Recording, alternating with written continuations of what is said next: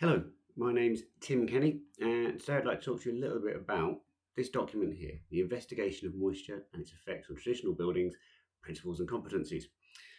Probably not, not the sexiest title for a document, but I do think it is a really, really important one.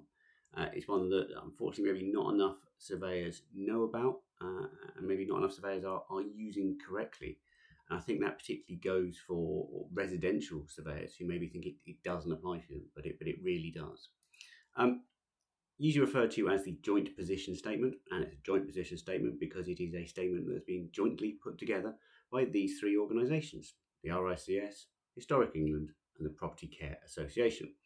Now, I'm not going to get into kind of details about these organisations themselves, but I will say, whatever you think or feel or know or believe you know about these three organisations, I think the thing that we can all agree is that they are the people that understand dampness within historic buildings the best. They've got a huge amount of expertise, knowledge, and experience dealing with these buildings, and they put together this document jointly. The other reason why that's quite important that it is a joint document. It's hosted primarily on the RICS website, but it's not specifically owned by the RICS. This is a much wider document than just something that should apply just to RICS members. It's not specifically RICS guidance, but as we'll look at, it is still something that we need to follow. The RICS themselves have said that it's the document that's going to be taken into consideration in any potential disputes. So this is, as I keep saying, this is the standard that you will be judged against if you are not applying it. And that really applies to the whole profession at whatever level is encouraged to adopt it. We're all encouraged to use this document. The idea is that for most of us, it's going to be nothing new. It's what we should be doing. They've kind of put together the best standard practices in the application of investigation of moisture in traditional buildings. They're what we should already be doing, but sometimes we do need a reminder of what those best practices are. A little bit of detail in the document. If you read it, go through it, it really sets out what you need to know to be able to carry out an investigation of moisture in a residential, in a traditional building. And it sets out really clearly. It kind of goes through line by line. These are the things that you need to know. So obviously, key thing is understanding the difference between an old building and a new building, understanding how they perform differently, understanding different materials, understanding that different forms of construction, different how occupation patterns affect those, and different levels of moisture movement and thermal performance. Again, if you do not understand some of these things, then obviously the guidance is saying you need to go away and get do additional learning. And there's great learning out there. You can fill in those blanks, but it gives you an idea of where you might have your blanks. Again, we then have to understand what moisture is. And one of those things it says within the document is that you must be able to demonstrate a knowledge of the techniques and types of devices used to locate and measure moisture in the built environment, including, for example, and we've got a nice list there, gravimetric moisture analysis, gas carbine meters, proxy materials, electronic resistance meters, capacitance meters, the list goes on. It's not specifically saying that we have to use all of those. And I think this is why this document maybe gets a little bit left out by residential surveyors, because we don't. When we're carrying out a home survey, practically we can't use a lot of this equipment because it is by its nature invasive or specialist beyond the scope of what we do as for a home survey. That doesn't mean we don't need to understand it. And I say it doesn't say you have to use it every time. It says you have to understand it. And I'll talk a little bit towards the end as to why that's a key difference. That being said, there are some of those that I think we as surveyors should be using, home surveyors or residential surveyors carrying out home surveys, because the equipment is relatively standard now and it is non-invasive. Obviously, the first is the electrical resistance meter, what we'd like to refer to as a damp meter. I'll keep doing the air quotes when I say damp meters. It is the worst title for them. But we should use them, we should understand them, we should know what they really do tell us when we're looking at a building. A couple of other ones we maybe want to think about are a hygrometer or a thermometer or a thermohygrometer. You put the two together. Basically, this is to measure, obviously, the moisture content in the air, the relative humidity, and obviously understanding where we are, what level that is at, can tell you a lot about, the causes of maybe some symptoms you're seeing, whether they connect to condensation or whether they may be a different issue. Same kind of goes for thermometers. So if you take a wall temperature, that can tell you a lot of useful information, both in terms of condensation and where dew points are and whether you can start forming condensation, but also whether levels of damp within a wall. We know that high moisture content within a wall will affect its thermal performance. So if you get a differential, it can indicate something very useful. And these are relatively cheap, easy to use equipment that we as home surveyors can use. They're obviously not specified within the home survey standard as some of the required kit, but actually I think that if we take into mind that we are supposed to be using the principles within this joint position statement, it is reasonable for us to carry these and start using them where appropriate. Again, it gives you a good idea of what you're supposed to do when you are reporting on diagnosing and making recommendations around damp. And again, even if you are not carrying out a damp-specific investigation as a surveyor, even if you are just reporting on damp within a home survey, you still need to be applying the principles in this document. You need to provide a holistic diagnosis that identifies and deals with causes. You cannot just say, there is damp, someone needs to look at it. You need to provide that full diagnosis and really deal with the causes.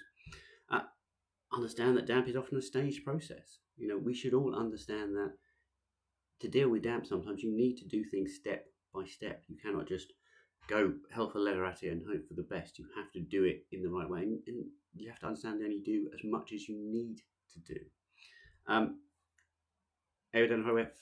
Further focused investigations, and I quite like the use of that term within this guidance, and perhaps I'd like to see that term brought more into use within the home survey standards as well. Focused investigations, further focused investigations, not just further investigations, but there has to be a focus, and there has to be a point. There has to be an idea behind it. But also they must be proportionate to the defect and the stiffness of the building. They can't just be knocking holes in everything, and they can't just go over the top just because you've got a small area of damp. There is that element of proportionate in there. Obviously, you've got to have an understanding of listed buildings. We're talking about traditional stuff. You need to understand where you have to be justified in the work. Again, you can't just start knocking around a listed building because you feel like it. You have to really understand what's there first and be able to justify the works that you're going to do. And of course, we've got to think about minimising the impact on heritage value and significance. Really, really important to keep these buildings as they should be. So again, if you're going to make any suggestions to works, they have to bear that in mind. So that kind of leads me to this question. Does a surveyor providing a home survey have an obligation to protect a client from the consequences of inappropriate damp-proofing works, even if those works have been recommended by a specialist? And I ask this question because I think when you combine where we already are and some of the issues around liability and risk, I foresee a potential for a surveyor who has not adequately informed a client of that some works may not be appropriate that are then carried out by another specialist. So if you've made a recommendation for a further investigation, that further investigation has been carried out by a damp specialist. I can use my air quotes for damp specialist, but they've used perhaps a contractor who specialises in injecting damp-proof courses. They've injected that damp-proof course. The building is either damaged as a result of it because it's just pushed moisture elsewhere, or it's become a problem because it's been done to a listed building, and you as the surveyor have not given them the right advice that's then led to them picking the wrong contractor. I suspect you as the surveyor could be held liable because you're the one with the professional liability insurance and the contractor hasn't. So, it would be foreseeable for a lawyer to be looking at you, even though you've not done the work and it's the contractor that's done the damage, because you're the one who didn't protect your client. So how can we do that? Well, the first thing is we can be clear about the limitations of a damp meter. And again, I keep saying the word damp meter. We know it's electrical resistance meter, a moisture meter. Some people like to refer to it as a dry meter because it tells you where something's dry, and it's really good at telling you dry, but it doesn't necessarily tell you damp. We know they can be impacted by other factors other than moisture. So we need to tell our clients about that. We need to be clear on our limitations on everything, but I think we need to maybe go over and above in certain situations when it comes to damp and specifying really where we are limited with a damp meter.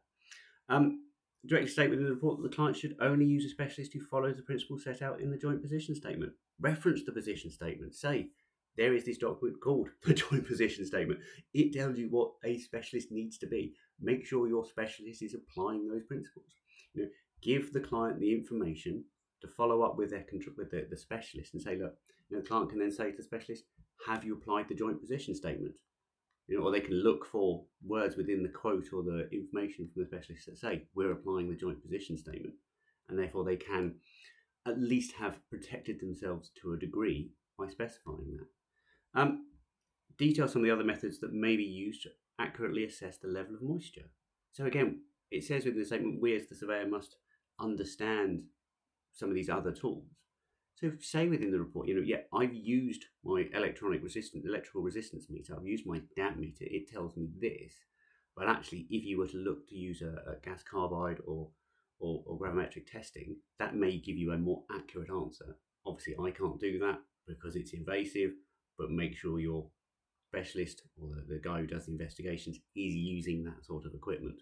So again, you're telling your client that if they get the damp specialist who just comes in and re-whacks a damp meter around and says, I've got a high reading, therefore you need a chemical DPC. Well, actually, they can say, well, you didn't do gas carbide testing, you didn't do invasive testing, therefore I should not rely on your report. And then the most basic thing is say when you don't think a chemical DPC or other form of damp work might be appropriate, or it may even be harmful to the property. I think we need to maybe take that step and be saying, get a specialist in, get this investigated fully, follow all these principles here and the stuff about the joint position statement and the additional testing. But please be aware, this problem may not be resolved by a DPC. It may even be that injection of a DPC would be harmful, or it would be in breach of listed building consents. Make sure you are at least taking these factors into consideration before you choose that option. Be aware that it carries some risks. Do what you need to do to protect your client. Hopefully that kind of covers some of it. So I think this really is an important document. Please do go read it. Make sure that if you are inspecting traditional buildings in any form, you understand these elements. If there's stuff in there you don't, you're not competent to do, then go and get more competent. The training is out there. We can do it, and we can provide really good advice to our clients. So thank you very much.